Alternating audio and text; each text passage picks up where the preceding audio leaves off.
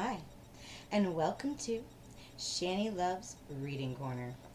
Today, we are going to be reading from Strange Superstitions and Magical Practices by William J.Fielding. Now, I know we've been gone for a little while, and I apologize. I had some messages about, where's the reading corner? We want to hear some stuff. Well, I've been very busy, and I have been researching through my library some interesting things to be reading to you instead of just tales and stories. Um, we're going to be reading from Dreams and the Dream World chapter, and it's very interesting. So, get your coffee, sit tight. This is called Source of Many Primitive Beliefs. The phenomena of sleep and dreams deeply impress primitive man, as they do to this day simple, unsophisticated people and children. Among more people than we realize, dreams are still held to have deep import, real meaning in their lives, and to presage good or bad news, or fortunate or ill-fated events. Indeed, sleep and the unconscious thought process, dreams, that are associated with it have intrigued even philosophers. No one, says Pascal, has assurance apart from faith, whether he is awake or asleep, seeing that during sleep one believes himself awake, so that as nearly half of our life is passed in slumber.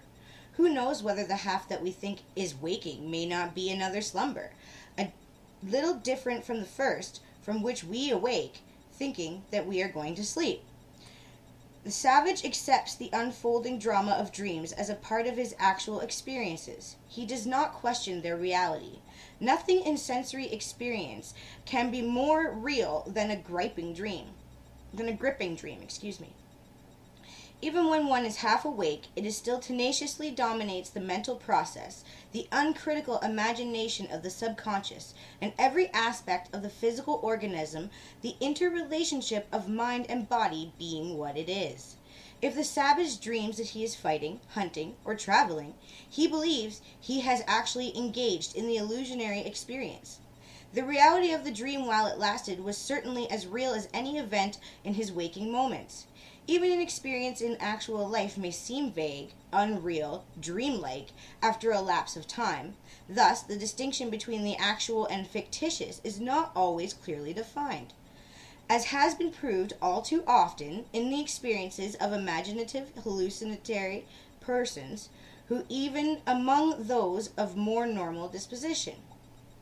When the savage finds himself awake in the place where he went to sleep after a very vivid dream, he concludes that while in slumber, another self, a double, left his body to go hunting or fighting, or whatever the activity may have been, and then returned to the body, which thereupon awakens.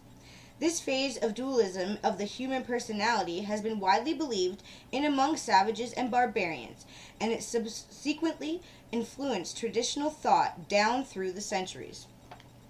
The Australian Aborigine believes that the departure of the double occurs when the sleeper snores.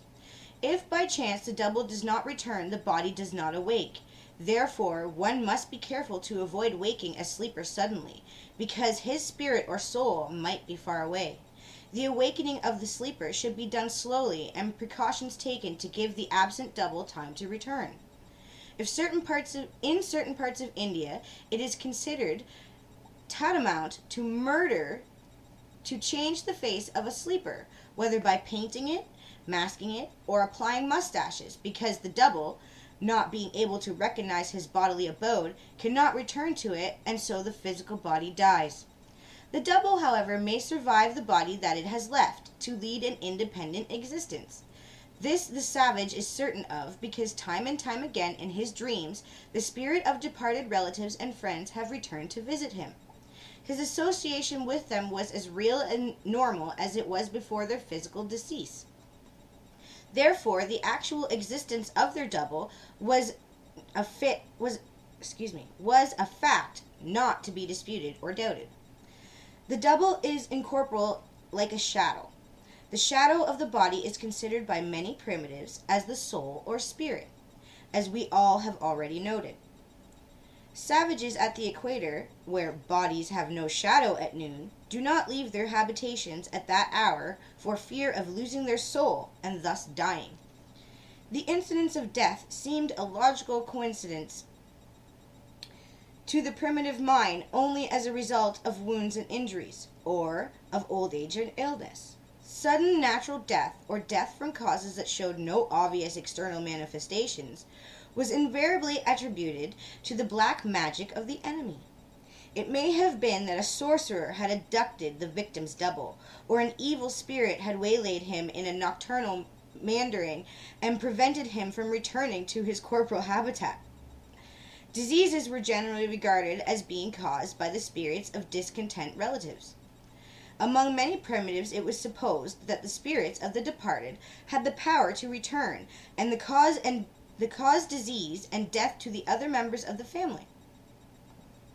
Hence, all were anxious, as a person drew near the close of life, to part on good terms with him, feeling assured that if he died with angry feelings towards anyone, he would certainly return and bring some calamity upon the person or someone closely allied to him. The building up of elaborate systems of protective and sympathetic magic to counteract these hidden but ever-present evil influences was therefore an inevitable consequence, and all definitely related to dreams. It all goes back to the necessity of rationalizing unknown phenomena and mysterious forces when there is no rational understanding of them. The unknown, the mysterious, are always the source of pitfalls and dangers to be avoided or guarded against all possible means. The savage took the only means possible for him when he resorted to benevolent magic to fight the mysterious evil influences which surrounded him.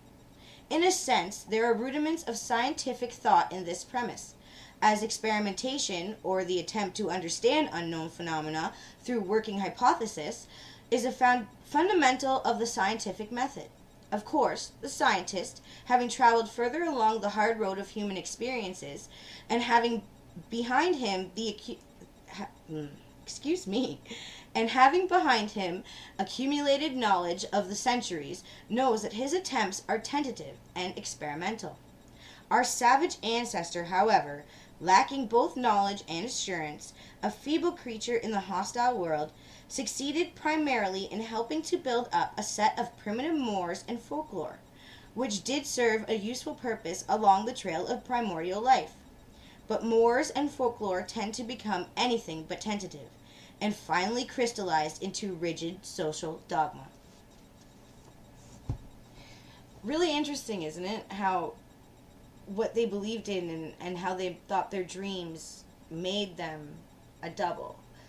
To me, it sort of kind of made sense. I mean, when you go to sleep, is your soul leaving your body and going and doing everything you dream about? And then when you wake up, it comes back.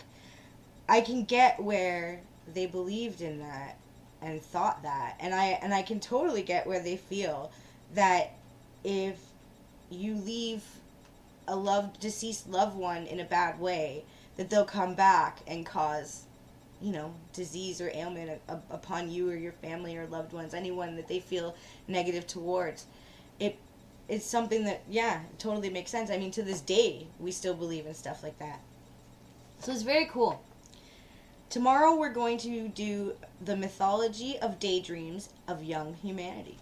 So, if you're interested, stay tuned, and we'll be back tomorrow.